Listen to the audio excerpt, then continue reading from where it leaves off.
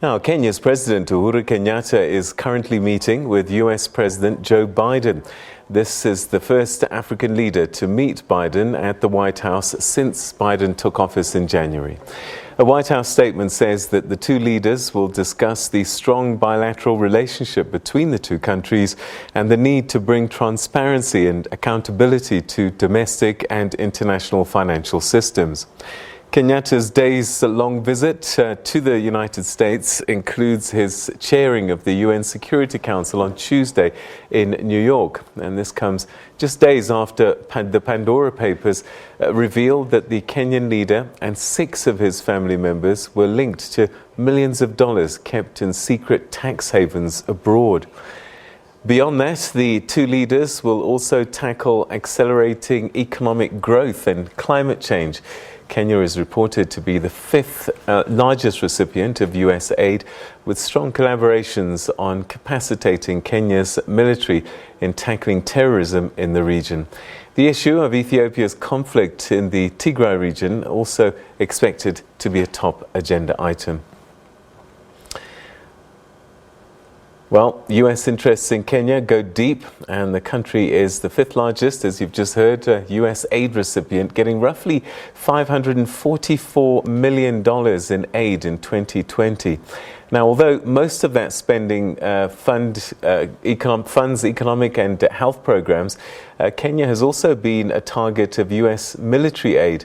From 2010 to 2020, the United States spent approximately $400 million training and equipping Kenya's military to deal with the threat of al-Shabab militant group.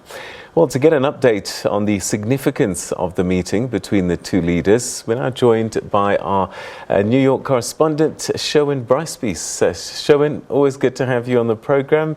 A big day for Kenya, big day for Uhuru Kenyatta, and the White House statement previewing the meeting talks about the need to bring transparency and accountability to domestic and international financial systems, whilst a number of outstanding questions remain as President Kenyatta's family's alleged lack of transparency as it pertains to millions of offshore investments and assets revealed in the Pandora Papers. Pretty awkward, I guess, for President Biden. Yeah, I mean, as awkward as it would get between two heads of state, Peter. If they could just remove my voice in my ear, I'd appreciate that. So, as you mentioned, this is a significant moment for Kenya. This is not the first time Uhuru Kenyatta has gone to the White House. The first time he met with Barack Obama as part of the African Leaders Summit with the U.S. in 2014. He met with President Donald Trump last year to initiate talks around a free trade agreement between Kenya and the United States. And, of course, he's returned this year to meet with President Biden. And the context here, Peter, in terms of the transparency around financial issues and illicit financing, Biden issued a memo in June of this year directing the U.S. government to review and report back within 200 days with recommendations on how the U.S. government and its partners can tackle illicit finance and those who hide their assets in shell companies. So this elicited a question from the White House press corps yesterday to White House Press Secretary Jen Psaki, asking whether Kenyatta wasn't in fact a poster boy for some of the issues in terms of illicit financing that President Biden is seeking to eradicate both internationally and within the United States. She responded this way, and followed by that, a clip from Uhuru Kenyatta speaking at the United Nations earlier this week, responding to a question about how he felt that his name was included in those Pandora Papers. Watch. The president has a range of meetings diplomatically with leaders where he has shared interests of the United States and their country, and may also have areas where there's disagreement. And the president has been quite vocal, as you all know, about the inequities in the international system, financial system, and also domestically. That's part of his. Let me finish my answer. That's why he's proposed what he's proposed domestically. He's made no secret of that, and certainly that's something he would convey as applicable. But that doesn't mean you don't meet with people you have disagreements on. And that his view on this has been quite clear, and I don't think he will hold back. But I would remind you, we have a range of interests in working with Kenya and working with them on issues in Africa, in the region, and that will be the primary focus of the meeting. Well, as I said before, my name first and foremost is not there, and secondly, there has been no mention of any illegality or wrongdoing on my part. And as I said before I left Kenya to come and attend this meeting, I will be addressing that issue comprehensively once I arrive back home. President Kenyatta is saying he will address the issue comprehensively when he gets home, Peter, but certainly a lot of answers expected, certainly from Kenyans in the main, as to his financial holdings abroad, something that is likely to be discussed at the White House meeting currently underway. Yeah, very interesting to hear what he might say. Talk us through some of the other agenda items for today's meeting, including the expectation that President Biden will pressure Kenyatta to use his country's regional influence on the devolving situation in Tigray in Ethiopia after the U.S. threatened to impose sanctions last month, if I remember. President Biden just tweeted a short time ago, Pete. I'll just read you what he says. This afternoon, I'll be hosting Kenyan President Uhuru Kenyatta for a bilateral meeting. I look forward to strengthening the relationship between our nations and ushering in a new era of U.S. cooperation with the African continent based on the principles of mutual respect and equality. And I think, obviously, a reference to perhaps some of the rather flowery language used by his predecessor as it pertained to African countries. I will not repeat those words here.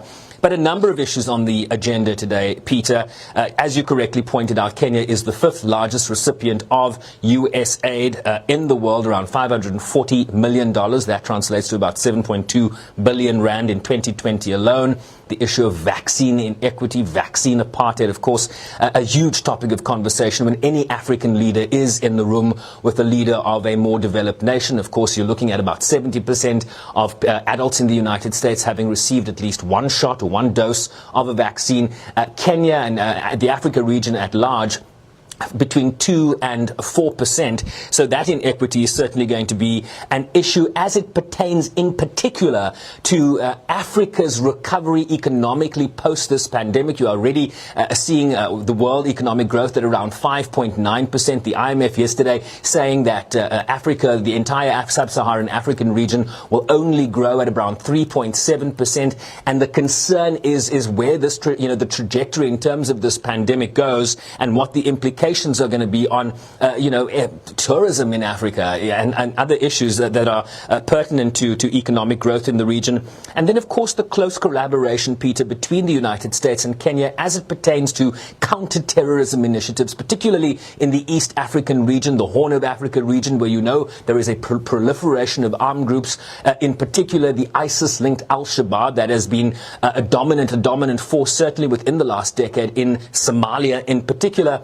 And then the question of climate change, right? We're all moving towards the focus on Glasgow, the UN's annual climate change conference, and the need for advanced economies to capacitate the Climate Green Fund to the tune of $100 billion annually so that countries like Kenya and other emerging and developing economies are able to mitigate and adapt with the requisite financing required to be able to do that.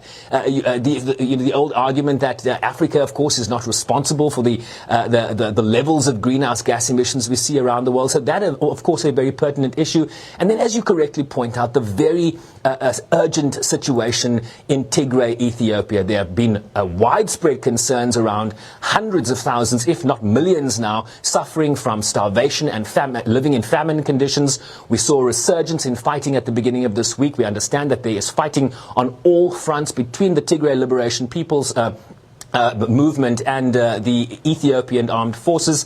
It's a question I asked President Kenyatta at the United Nations earlier this week as to whether the time had come for the United States to impose sanctions on protagonists in that conflict. This has been a long-standing threat, at least since the U.S. established a framework to impose sanctions. This is what President Kenyatta had to say. Our position, which is the position of the African Union, is that we will continue to seek dialogue on all sides. We will continue calling for an immediate cessation of hostilities by both sides. We will continue to urge for the need to have a political resolution, because we do not believe that there is any military solution, and we need to urgently have all parties coming across a table in order for us to be able to ensure that all humanitarian corridors are actually opened, and the people who are the greatest sufferers of this conflict do receive the much needed aid and humanitarian assistance that they need. So certainly a reticence from African nations. It's a question I also put to South Africa's International Relations Minister a few weeks ago, Naledi Pandor, when she was attending the UN General Assembly, asking whether it was time for the US actually to follow through in terms of that threat of sanctions. And they said, look, they don't really prefer sanctions, they prefer dialogue. And I think that now echoed by President Kenyatta. We are also hearing, Peter, out of Washington, that there is talk about removing Ethiopia. Whether this happens or not remains to be seen, from the Africa Growth and Opportunity Act as part of this new sanctions regime. The only concern there is that it is likely to impact Ethiopians, ordinary Ethiopians, and not really the leaders that are driving this conflict. Ethiopia in 2000, at the initiation of AGOA, had about a $20 million trade. That was the amount of trade between the US and Ethiopia. That now at around $300 million. So the impacts of having them removed from that tariff-free agreement with the United States could have long-lasting implications, not just for Ethiopia and the government, but certainly for ordinary Ethiopians on the ground.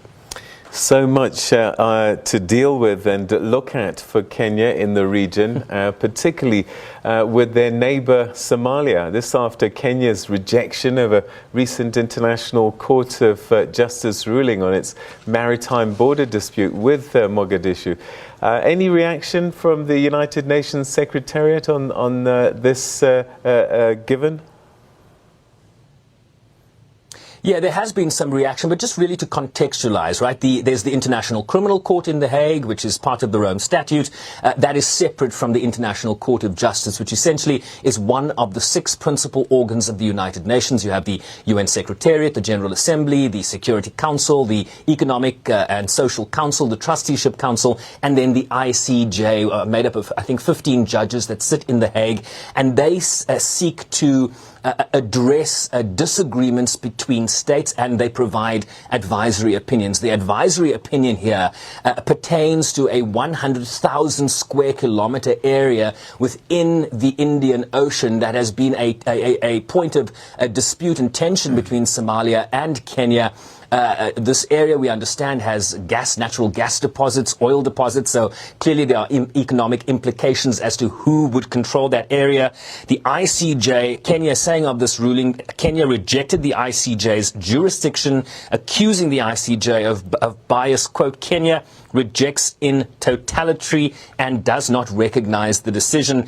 STEPHANE, the Secretary General's spokesperson, was really asked to weigh in on this decision. He said yesterday, it's not for us to comment on the rulings by the ICJ. We believe that the court and its rulings are extremely important to the international system that we all believe in. So not really wanting to weigh in on that. So I today went to the noon briefing here at the UN, and I pressed him on that response. This is how it played out. Watch. You talked about it not being in your purview to comment on such rulings, but that as a principle it was extremely important to the international system that we all believe in. What does the Secretariat then believe should happen with ICJ rulings, given that this is one of the principal organs of the United Nations? I really have anything more to add to what I said yesterday. I'm not going to comment on particular cases, but obviously the International Court of Justice is literally a pillar of the international system that we built, and we think it's of critical importance. There seems to be an outright rejection of any decision that basically is handed down by this court, really raising questions about the purpose of the court. I think at large.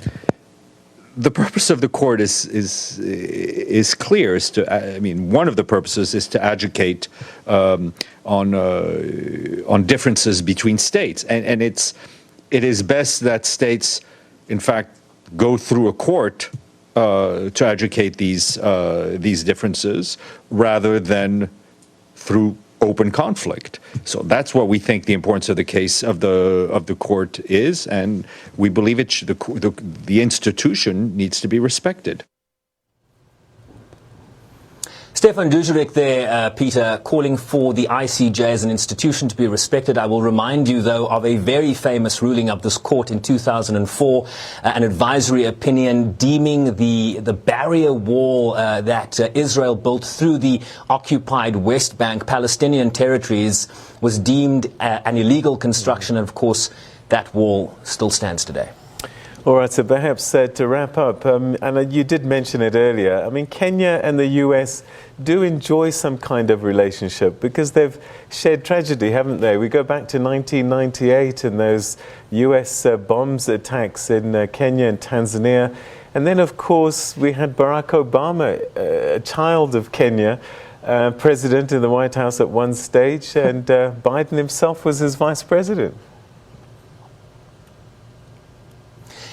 Absolutely correct, Peter. There is a long-standing and a very close collaboration, and I think the main peg there, despite the family ties that perhaps exist between certain heads of state here and Kenya, is their collaboration on the question of counter-terrorism. That is a huge peg, certainly internationally for the United States, and I think Kenya, in East Africa in particular, has played a critical role in that counter-terrorism initiative, supported to the tune of $400 million, so billions of rands over the last decade. And I think Kenya's experience, certainly to regions like Mozambique and Southern Africa that are now beginning to grapple with similar threats in the region, will become key in terms of what sort of collaborations they can have with the international community and bring that home, certainly to have regional impact, as is now the case that we're seeing in the SADC region as well.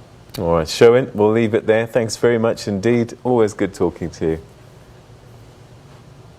All right, thank you, Peter.